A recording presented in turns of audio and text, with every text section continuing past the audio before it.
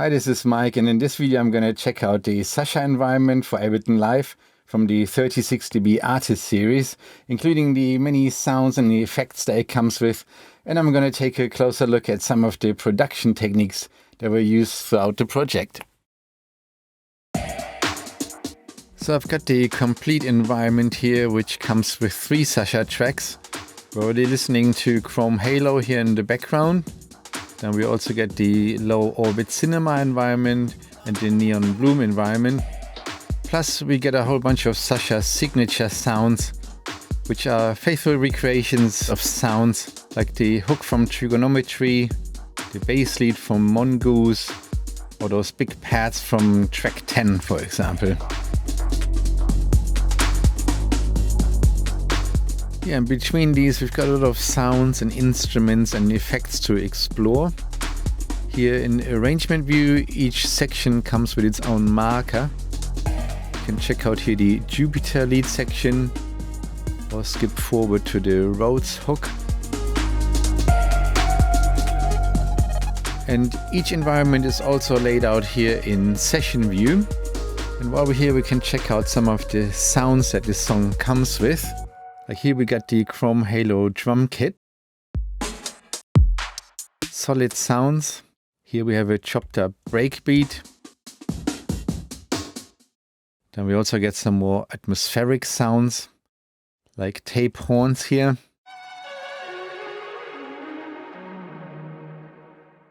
There's also a very nice Rhodes.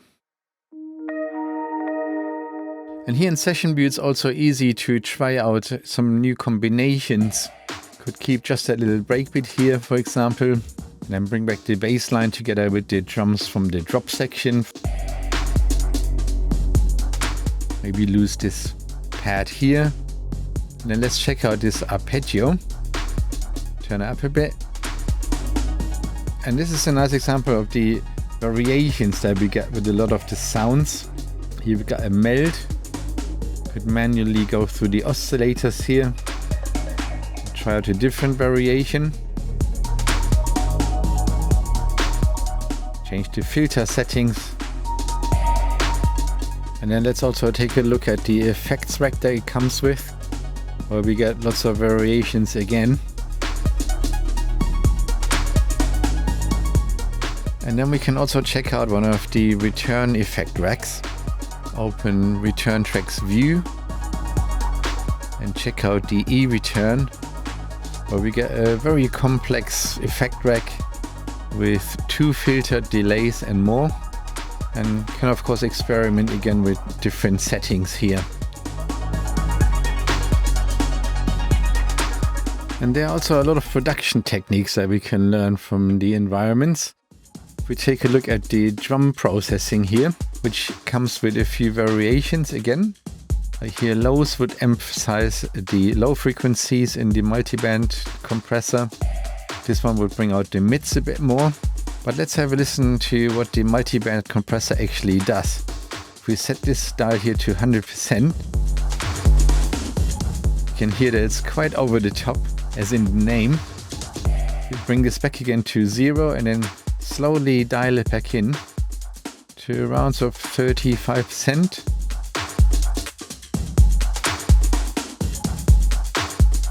And that makes a really nice example of parallel multi-band compression. Great technique to use if you want to bring your drums forward in the mix. In this section here, we've got another really cool production technique that we can check out. And I mean, the piano with the reverse reverb going into it. Let's listen to it in solo so we can hear it better. It's a really cool effect, and one way Sasha, David and Barry might have done this is like this. So you would reverse the piano here in the MIDI clip. So place in the opposite order. Then we would bounce this to audio.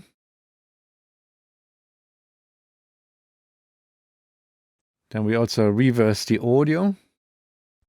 And then we reverse the piano in the MIDI clip again. So I place in the original order. And then when we solo both.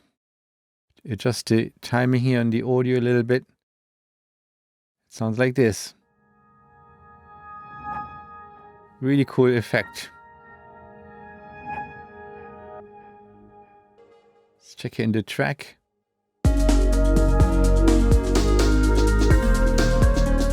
Yeah, that might be a technique that you could use in your own production one day. Let's look at one more example here in the Chrome Halo environment. Get the bass line here, and between these variations you can quite drastically change the sound. Experiment with filter settings. Try another one. And instead of me doing this with the mouse, we can of course assign this to a MIDI controller. Edit MIDI map. Wiggle one up on my little controller keyboard here. Command M to exit MIDI map. And then I could also record this to automation. Like this, you can really put your own personal spin on various elements. Basically start remixing it. Let's go back here to session view and play the peak section.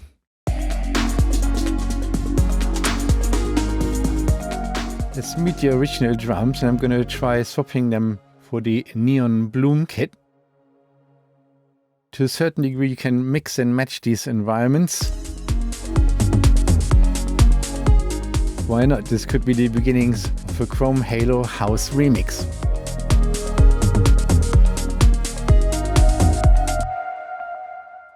Now let's take a closer look at the Neon Bloom environment. Much more electronic, 4 to the floor kind of affair, 127 BPM. Comes with some very cool bass sounds, like from the operator or more analog. And we get some cool glitchy, techy kind of percussion sounds here like this. There are also some more atmospheric synth sounds again. And we get a few variations of Sasha's bubble and squeak instrument racks. More rhythmic, arpeggiated sounds coming with their own wavetables.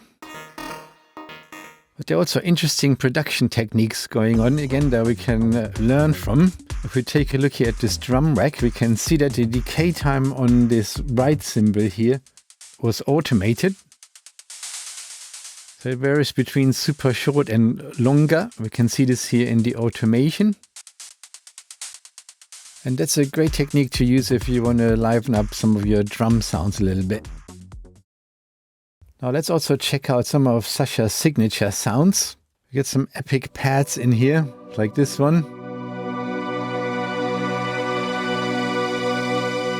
The lovely evolving sounds coming here from Sasha's JV, layered with a couple of analogs and with a whole bunch of effects again.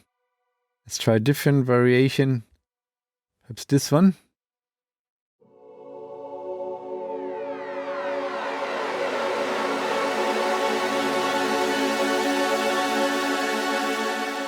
You can also play the MIDI clips here in session view.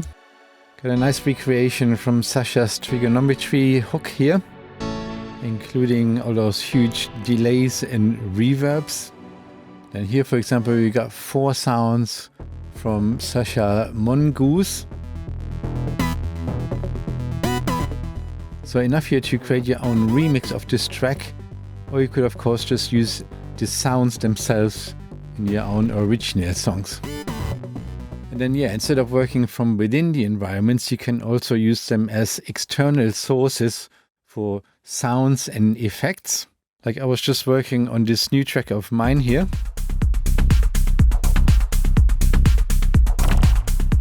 The last thing I added was this little sound.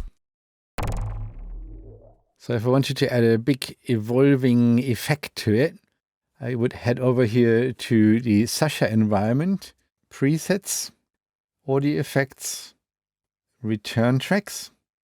There's a few choices here. Let's just grab the top one and insert it into the D return. And we send the sound to the D return. Then let's see what happens. So that's a lot more like it already with all these added effects here, delays, auto filter and all sorts. Let's try another one. Yeah, I really like this one. And then let's also add a bit of music. Let's grab one of these bubble and squeak instrument racks that we heard earlier on. Place them on a new MIDI track.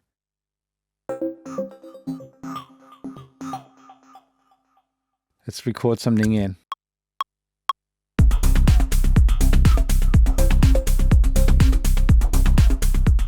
Yeah, that works really well. And then let's also add one of these big epic pad sounds from the Sasha signature sounds. Let's go here with earthquake pads and record something in.